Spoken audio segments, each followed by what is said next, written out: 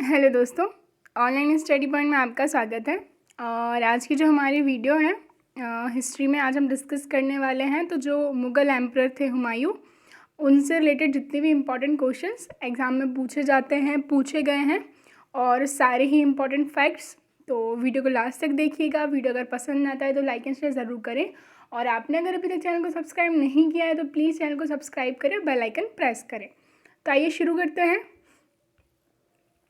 पहला क्वेश्चन है, हुमायूं का जन्म कब और कहाँ हुआ था। मैंने इसमें जो है बेसिक से लेके जितने भी क्वेश्चन बन सकते हैं हुमायूं से लेके किसी भी एग्ज़ाम में सारे ही कवर किए हैं। ठीक है, तो हुमायूं का जो जन्म है वो कहाँ हुआ था, तो 17 मार्च 1508 में काबुल में हुआ था। ठीक है, इनकी फादर की हम बात करें तो उससे पहले जो हमने डिस्कस करा था, ठीक है ना, कौन, बाबर।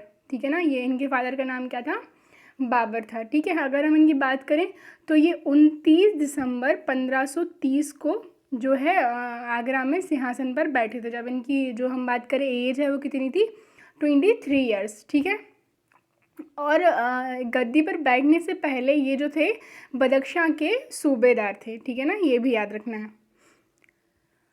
नेक्स्ट देखते हैं, हुमायूं की माता का नाम क्या था। तो हुमायूं की जो माता का नाम था वो क्या था, महामंगा या फिर माहम बेगम। ठीक है ना, दोनों नाम याद रखिए। फादर तो हम ऑलरेडी डिस्कस कर चुके हैं।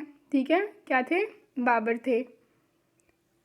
नेक्स्ट, और आगे बढ़ने से पहले आई होप आप लोगों को इसके बारे में इन्फॉर्मेशन पहले से है। काफ़ी ज़्यादा इंपॉर्टेंट है पीडीएफ, आप लोगों के सारे ही एग्ज़ाम के लिए हेल्पफुल भी है। तो जिन्होंने अभी तक परचेस नहीं किया है वो डिस्क्रिप्शन बॉक्स में इसकी लिंक अवेलेबल हो जाएगी, आप वहाँ जाकर इसको डाउनलोड कर सकते हैं। नेक्स्ट देखते हैं, निम्न नामों में से उसे चिन्हित करिए जो हुमायूं के भाइयों में से किसी का नाम नहीं था। ठीक है, तो हुआ क्या था, जो बाबर थे उन्होंने हुमायूं को निर्देश दिए थे कि अपने जो राज्य का बंटवारा है वो अपने भाइयों में कर दें।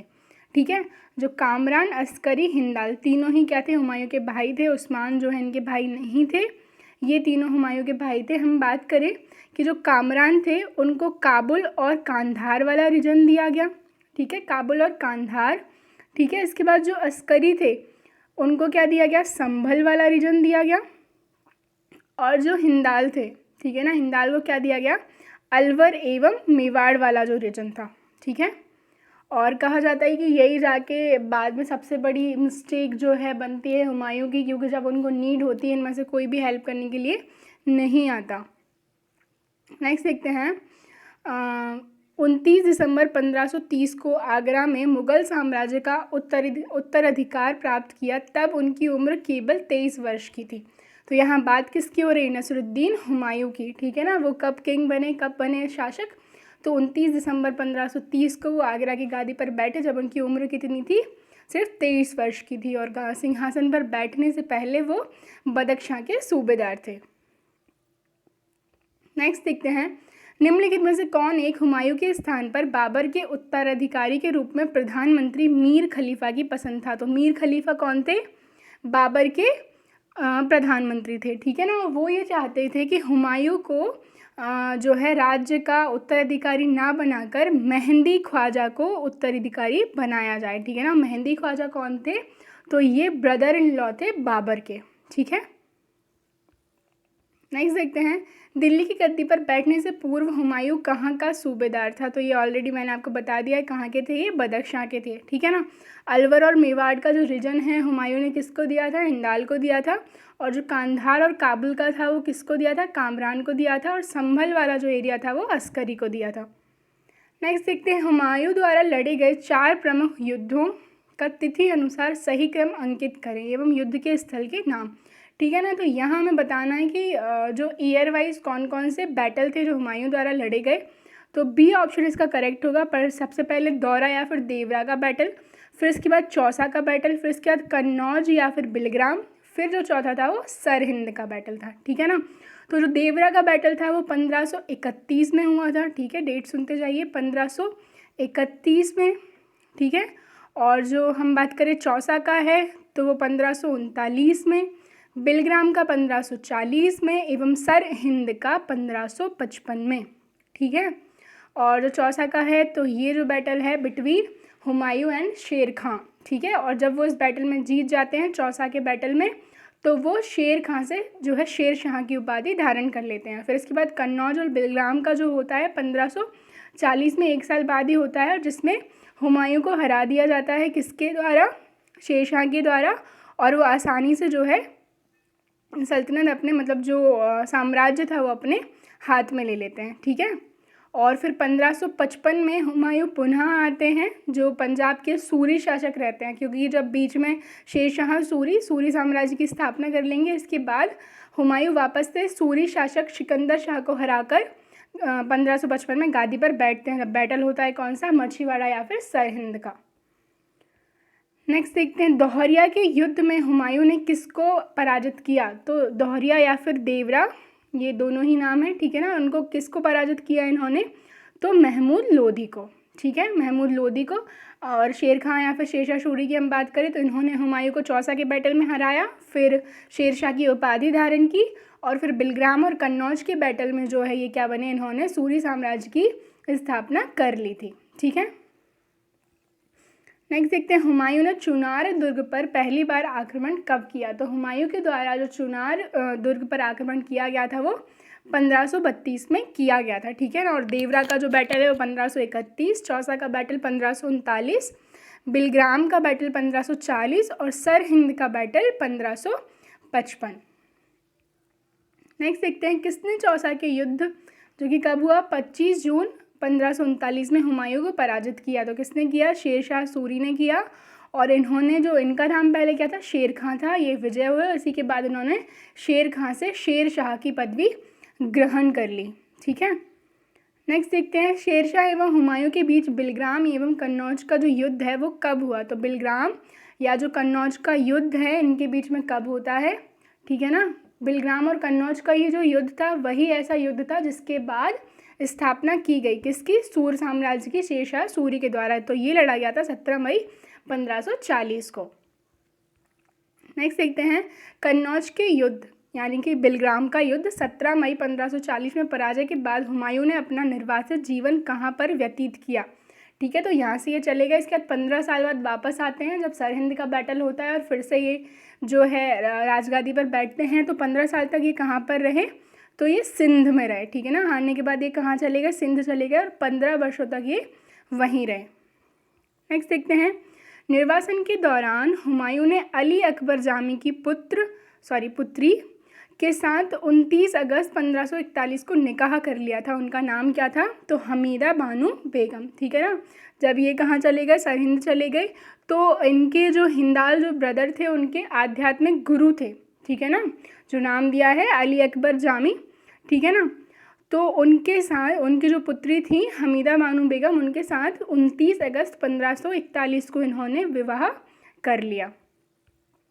नेक्स्ट देखते हैं, हुमायूं एवं नसीब खां तथा तातर खां के बीच 1555 में कौन सा युद्ध हुआ था। तो कौन सा युद्ध हुआ था, तो ये था मछीवाड़ा का। ठीक है ना, जिसके बारे में ऑलरेडी डिस्कस कर चुके हैं।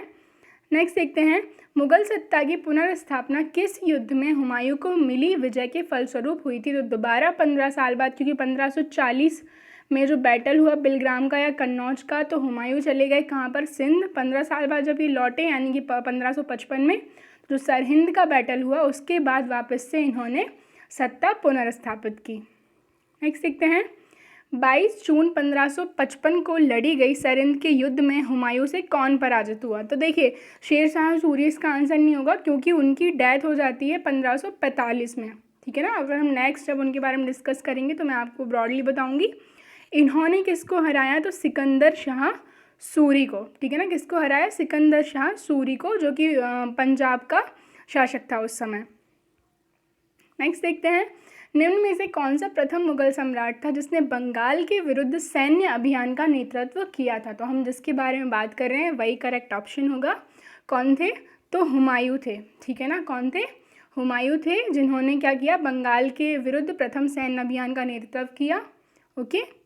नेक्स्ट देखते हैं, गुजरात में सैनिक सफलता प्राप्त करने वाला पहला मुगल शासक कौन था। तो पहले मुगल शासक कौन थे, तो ये थे हुमायूं। ठीक है।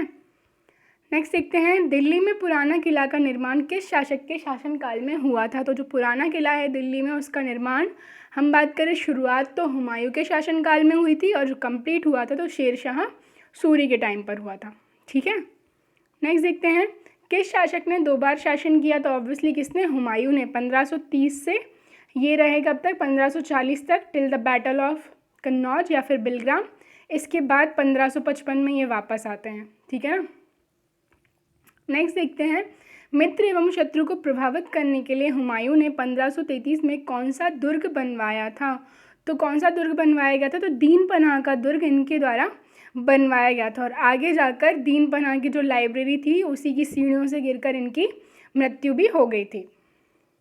नेक्स्ट देखते हैं, हुमायूं ने बंगाल के गौड़ क्षेत्र का क्या नाम रखा था? तो जैसे कि हमने देखा था, ये सबसे पहले थे जिन्होंने सैन्य अभ्यास किया।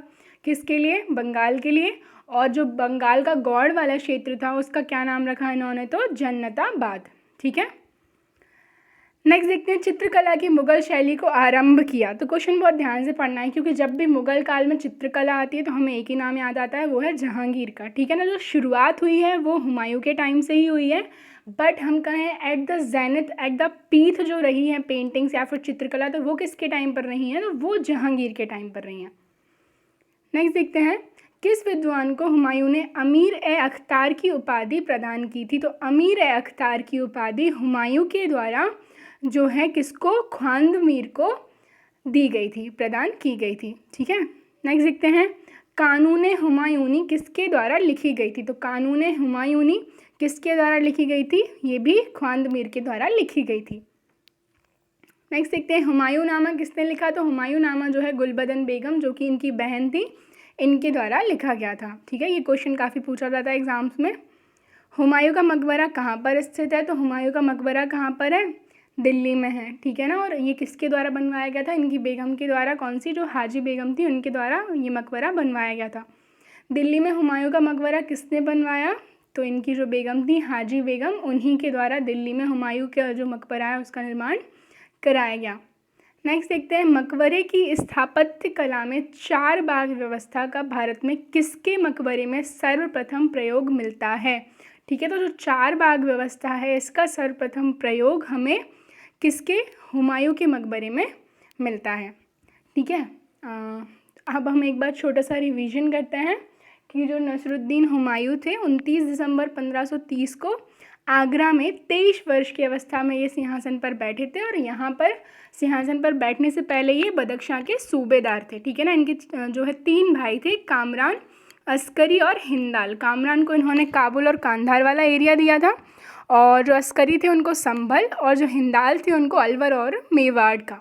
ठीक है ना। 1533 में इन्होंने दीन पनाह का जो है निर्माण करवाया था, और उसी की सीढ़ियों से, उसी की लाइब्रेरी की सीढ़ियों से गिरकर इनकी मृत्यु हो गई थी। ठीक है। और बिलग्राम और जो कन्नौज का बैटल है एक ही है, 17 मई 1540 में हुआ। किस किस के बीच में? शेर खां और हुमायूं के बीच में।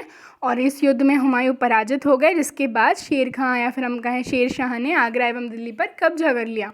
ठीक है। बिलग्राम का जो युद्ध हुआ उसके बाद 15 वर्ष तक हुमायूं कहाँ रहे? तो सिंध में रहे। ठीक है। इसके बाद इन्होंने शादी कर ली कब? 29 अगस्त 1541 को हमीदा बानो बेगम से। ठीक है। और 1555 में इन्होंने वापस आकर पंजाब के जो सूरी शासक थे सिकंदर शाह सूरी, उनको हराया और वापस से दिल्ली की गद्दी पर ये बैठे। ठीक है। और हुमायूं के जो 4 बैटल हैं आपको याद रखना है। पहला देवरा का है जो 1531 में हुआ, दूसरा चौसा का 1539 में, चौथा बिलग्राम का 1540 और चौथा सरहिंद का 1555 में। ठीक है। और 1 जनवरी 1556 को दीन पनाह भवन में जो पुस्तकालय था, ठीक है, उसकी सीढ़ियों से गिरकर इनकी मृत्यु हो गई थी। ठीक है। और जो हुमायूं नामा है इसकी रचना किसके द्वारा की गई थी? तो गुलबदन बेगम के द्वारा इसकी रचना की गई थी। तो ये थी हमारी आज की वीडियो। अगर पसंद आती तो लाइक एंड शेयर ज़रूर करें। Thank you.